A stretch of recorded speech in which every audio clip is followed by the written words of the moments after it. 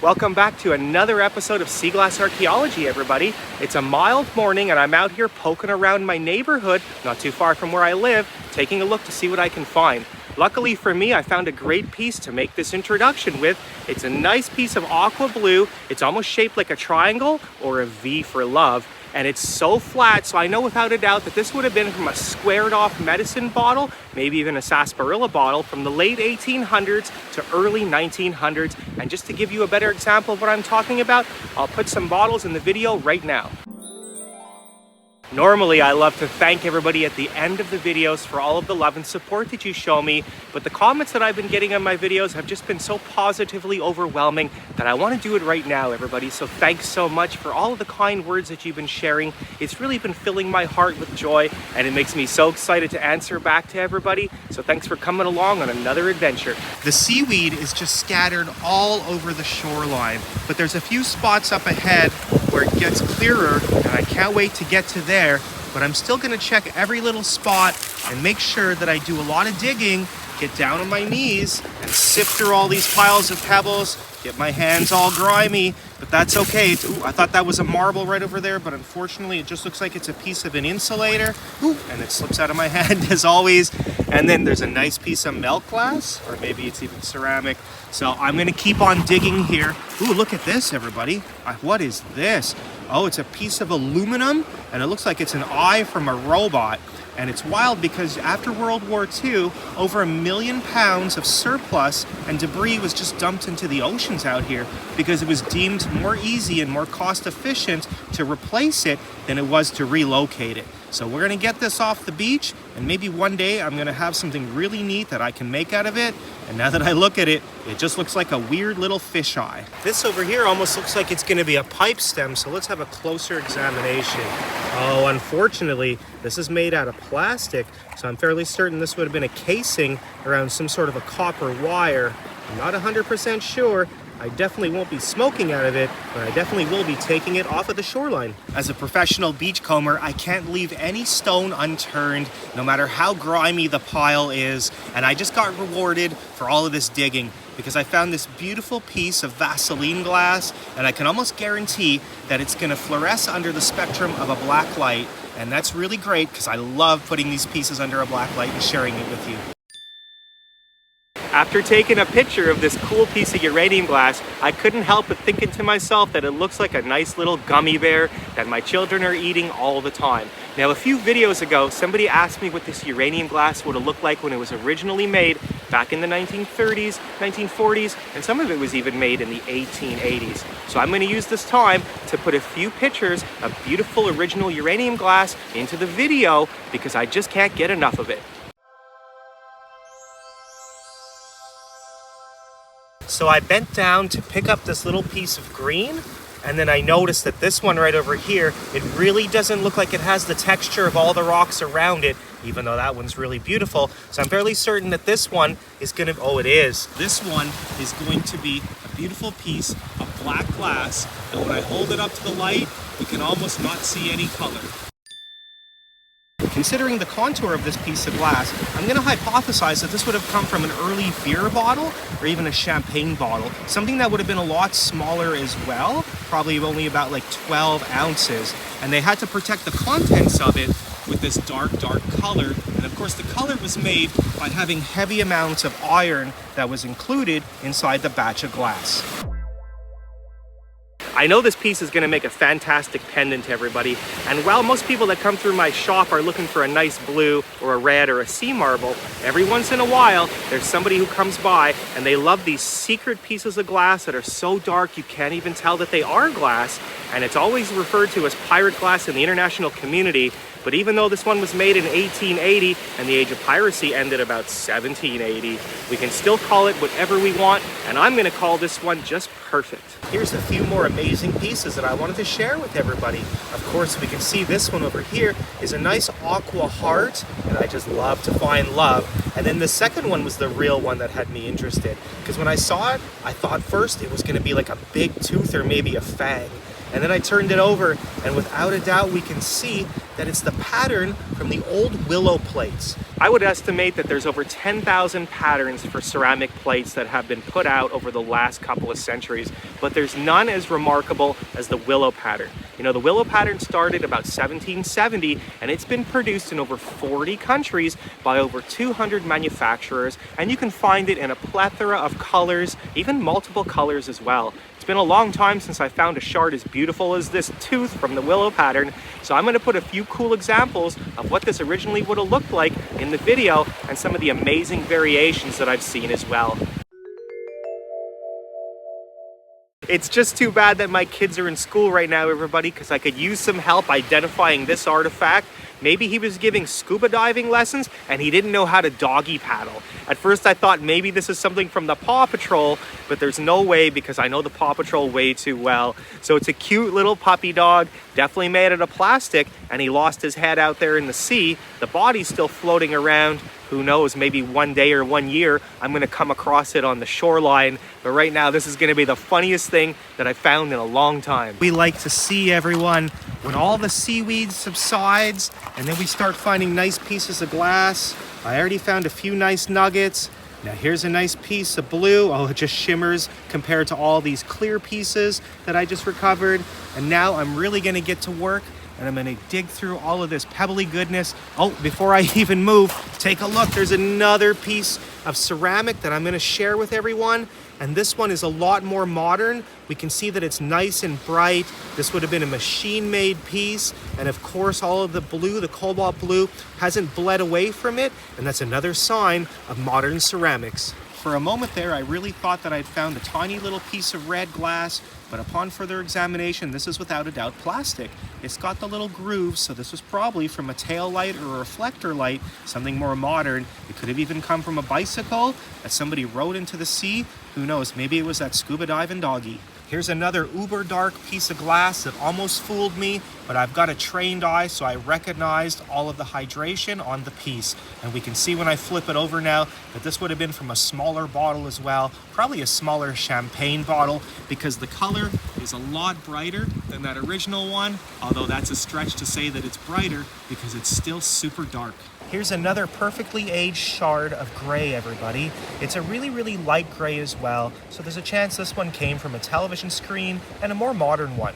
Now, not too long ago out on Inverness Beach, I found a beautiful shade of gray and it had a bluish hue to it.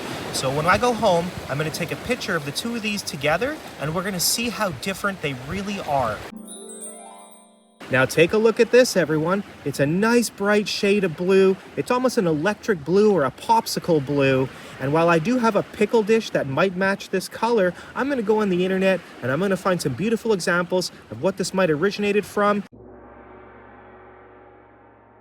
And don't worry, everyone, I saw this really neat rock as well, and I just loved what it looked like. So I'm gonna be taking this one home as well. Here it is, everybody. Here's the proof that you gotta dig through all of the rocks because you never know what's gonna be buried inside. Take a look. It's a beautiful aqua blue marble. I've made some great finds already today, but I'm so excited to be sharing this amazing marble with you.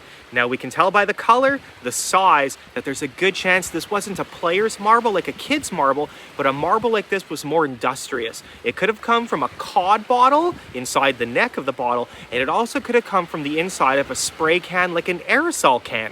So I had the pleasure of sharing an extra large shard from the willow pattern earlier, and now I'm going to share with you a super tiny little shard that's barely 1 millimeter by 3 millimeters across. And wouldn't it be neat to put the two of them in a picture together and just see how different they are? After taking that picture, I decided I wanted to share a little bit further about these two shards. You can always tell when a piece of ceramic is older when the side of it kind of looks like a French pastry and it's porous, and that means that it hasn't been vitrified at a high temperature, where the tiny little piece on the top we can see is very bright and it's clean and there's no holes or no bubbles in it, and that tells us that it was machine made. And now I just found another huge shard of gray sea glass. This one is really thick and it's a lot darker than that first one that I found. So now I'm gonna have to retake that photo and show you what it looks like with all three of the gray shards together and how different they are. And lo and behold, I just recovered a second fish eye. This one's a lot different than the first one, but I'm pretty sure if I put them together, it's gonna look absolutely goofy.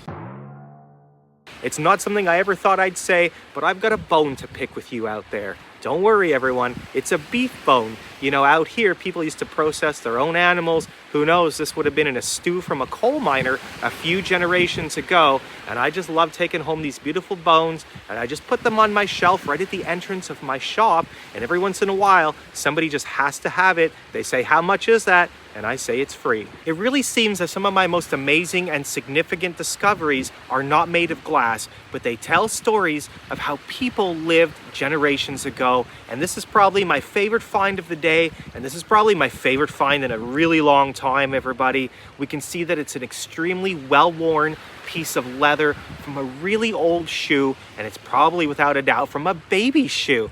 Now it's really cool because during heavy garbage we came across a bag of old photos from the 1800s and 1900s. It had everything from receipts from an old bakery store to pictures of young children, and right now I'm just going to share a couple of those pictures with you. So let's get off the beach again for just a few minutes, and I'm going to share something really cool with you. It sure is nice to get a break from the shoreline, everybody, and be back at my home. So out in heavy garbage, I found a whole bag of old photos that were from the turn of the century.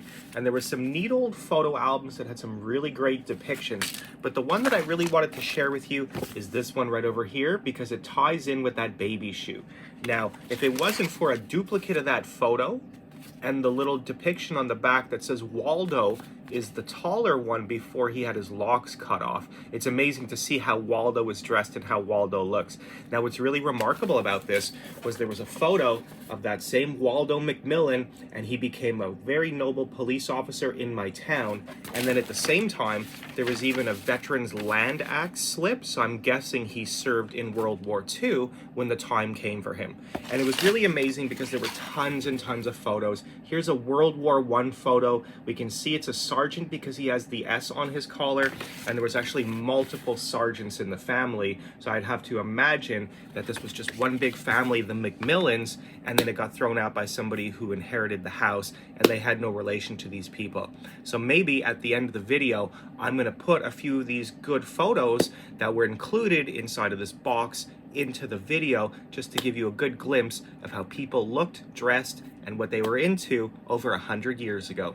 And that's why I was so happy to find this amazing little piece of leather, everybody, because it shows that back at the turn of the century, it was completely acceptable to dress your boy in a dress and people wouldn't say anything, and also to have long hair just like me. And it's wild because nowadays, sometimes people walk in my shop, they see a long-haired individual, and they just walk right out. And other times they come in and they say, "Are you the person that picked all this glass?" And my response is always, I would hope out of everybody in the world that you ask that question to, that there's nobody who looks the part better than me. Who else would be a professional beachcomber but a long-haired, almost 50-year-old man? I wanted to share this really neat piece of melt glass with you. It's got a quilted pattern to it, and not all my most amazing finds are going to be nice blue and red or marbles even, but the quilting on this tells me this would have been from something really ornate. It could have been from a candle holder. So we're going to put a picture of what this could have originated into the video right now.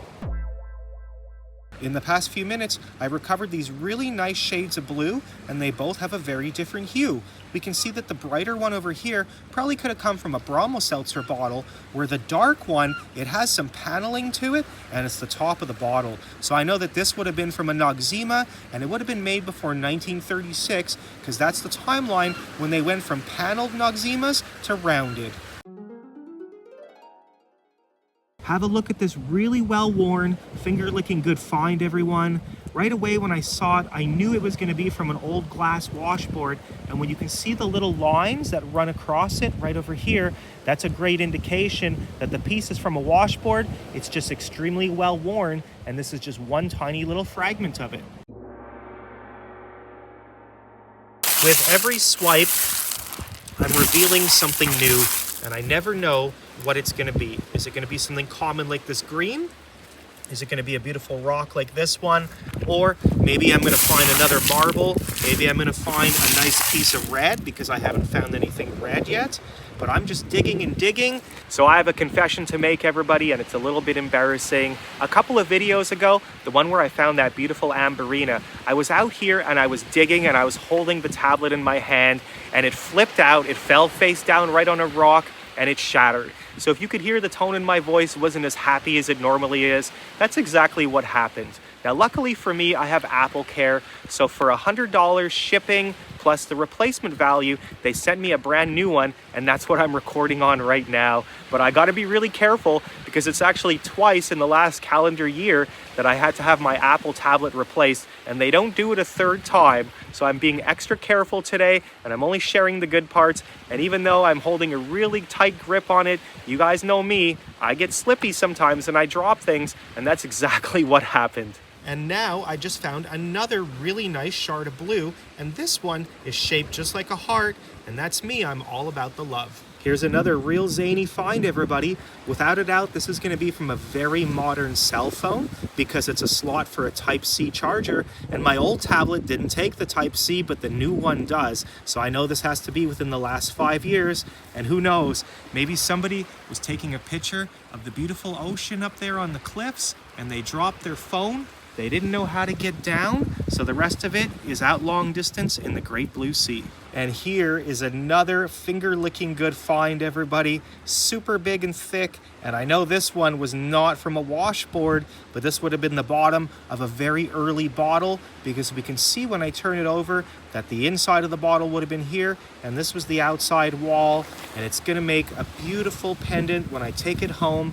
This is so awesome, everybody. All of this digging that I'm doing has paid off once again, because I just came across another marble, and this one is super small. I'd have to say it's only about 6 millimeters, and it's really brightly colored like a beautiful beach ball. So I'm gonna place it down, and I'm gonna take some more beautiful photos and show you how gorgeous this marble is.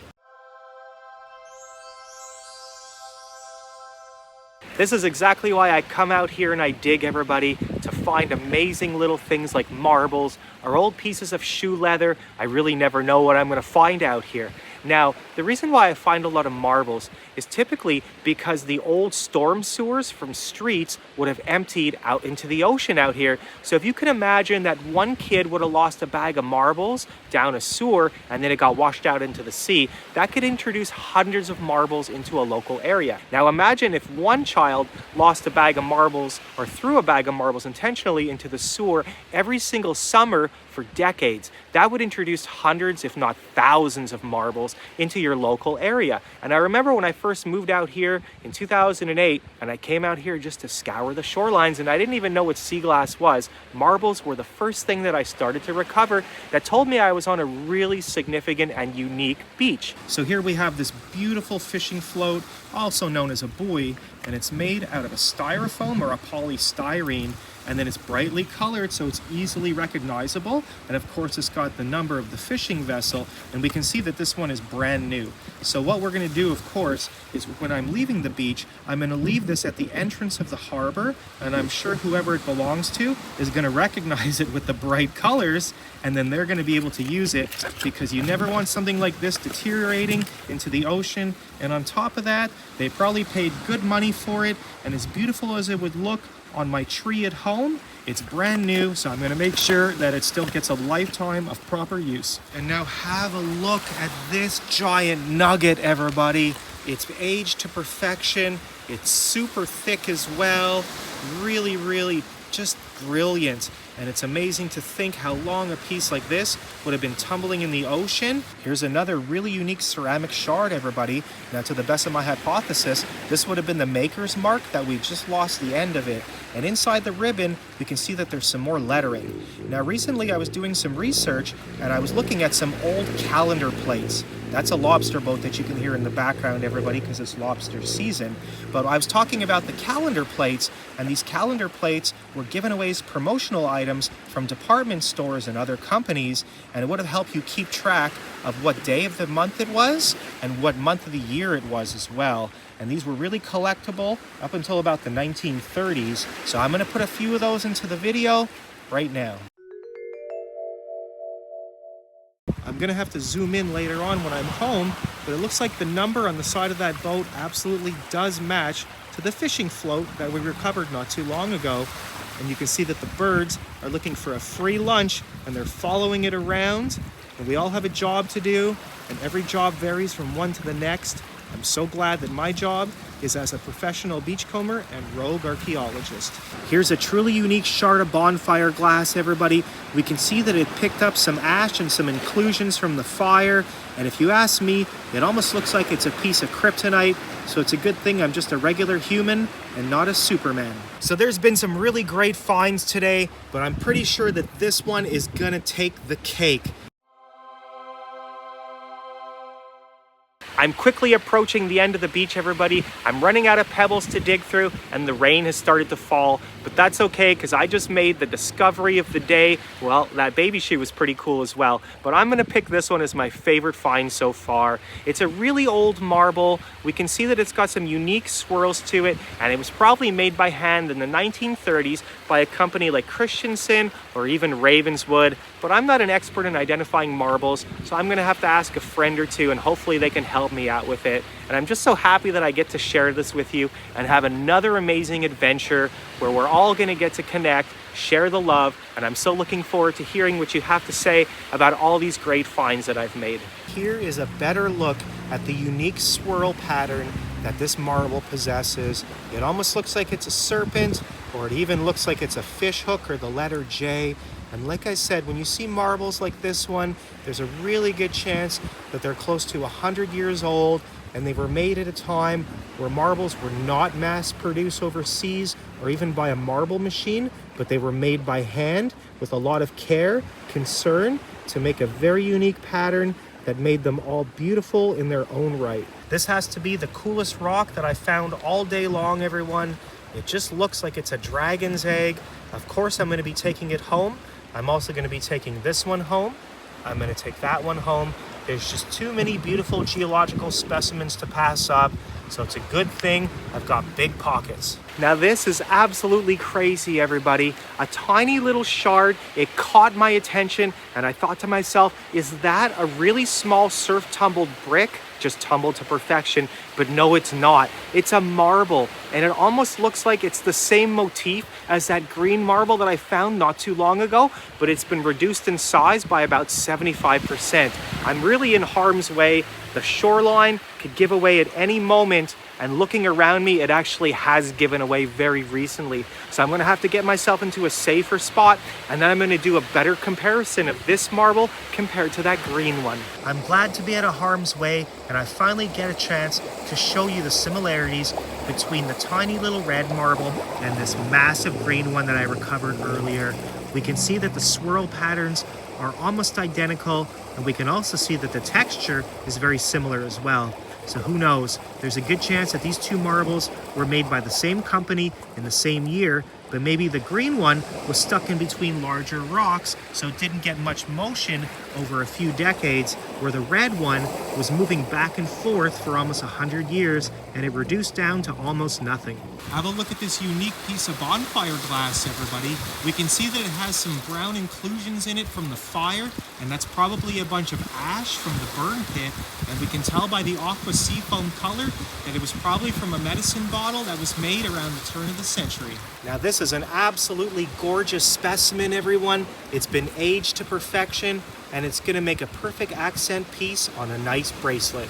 Those fishing boats are hard at work, everybody, just like me, and I've made some fantastic discoveries that I'm so excited to share with you. So it's gonna be time for me to exit the beach, go home, and start editing all of this footage together so I get to read all the amazing comments that everybody leaves for me down below.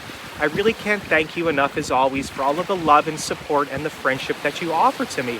Now, right before I pushed record to say goodbye, a comment came in from Little Dog Ronnie, who was talking about how when I started this channel, it was with a brilliant formula, and I believe that comes from staying true to who I am and doing what I love and following my heart. We all possess the blueprint of brilliancy and genius when we stay true to what we love and we follow it with passion and enthusiasm. Now, recently I started watching videos from another YouTuber known as the Happy Picker. If you enjoy my kind demeanor, I know you're absolutely gonna love him as well. He's on the other side of the ocean, all the way in the United Kingdom, and his adventures are so much fun. So give him a chance. I know you're gonna love him as much as you love me. He might even be the happiest picker in the whole wide world. Thank you all so much once again for your love and support. It really means the world to me, and I can't wait to get back out here and do it again.